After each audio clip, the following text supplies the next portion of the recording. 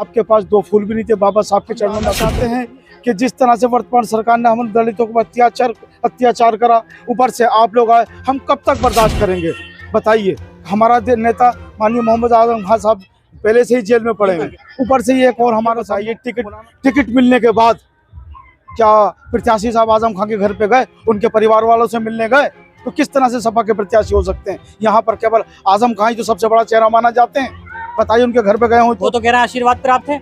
आशीर्वाद किस तरह से, कोने में दे दिया कि बंद घरों में आशीर्वाद दे दिया आपने, बताइए किसके सामने आपने आशीर्वाद लिया।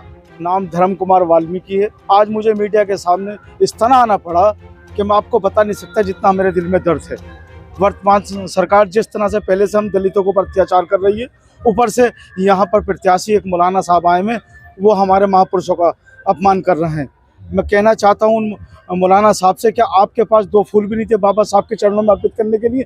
कब तक ये समाज आप लोगों को बर्दाश्त करेगा? हाई समझ में हम जानना चाहते हैं कि जिस तरह से वर्तमान सरकार ने हम दलितों को अत्याचार करा, ऊपर से आप लोग आए, हम कब तक बर्दाश्त करेंगे बताइए। हमारा नेता माननीय मोहम्मद आजम खान साहब पहले से ही जेल में पड़े हैं, ऊपर से ये एक और हमारे सामने मौलाना साहब यहाँ पर आ गए हम दलितों का अपमान करने के लिए। क्या चाहते हैं आप? बस यही चाहते हैं हम कि क्या इनके पास में दो फूल नहीं थे बाबा साहब के लिए? बताइए मुझे।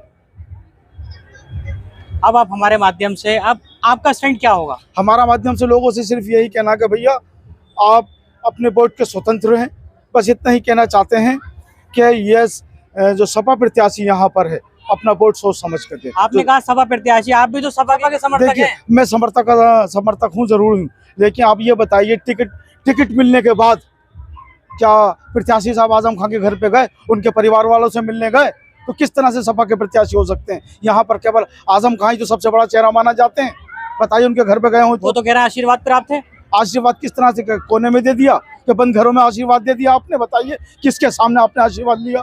ये मैं फिर आपसे कह रहा हूँ अपने दलित समाज से कि भाइयों बहनों समझो, हमारे साथ हर सरकार जो अत्याचार करती चली आ रही है, मुझे तो सरकार का भी देख रहा है, ऊपर से इस तरह के प्रत्याशी आ रहा है जो हमारे महापुरुषों का अपमान कर रहा है। हम कब तक अपमान सहते रहेंगे? हाथ जोड़ कर अपील करता आप लोगों से कि आप लोग अपने वोट के खुद स्वतंत्र हैं। आई समझ में हम दोबारा गुलामी सहना नहीं चाहते, आजाद रहना चाहते हैं। मुझे लगता है आने वाला वक्त जो फिर होगा कि भगत सिंह की तरह हमें फांसी पे चलना पड़ेगा। बताइए आप हमें। जैसे जिलाध्यक्ष ने कहा कि मैं सपा को, उसको बीएसपी को समर्थन कर रहा हूँ, आप किसको कर रहे हैं? देखिए उनका एक अलग का मैटर है। मैं अपने समाज से यही अपील करना चाहता हूँ कि बस अपना वोट सोच समझ के दियो, और ऐसे दलित महापुरुषों का अपमान करने वालों को, चाहे मौजूदा सरकार हो या वर्तमान में ये प्रत्याशी जो लड़ रहे हैं हमारे मौलाना साहब, इन लोगों से बचिए।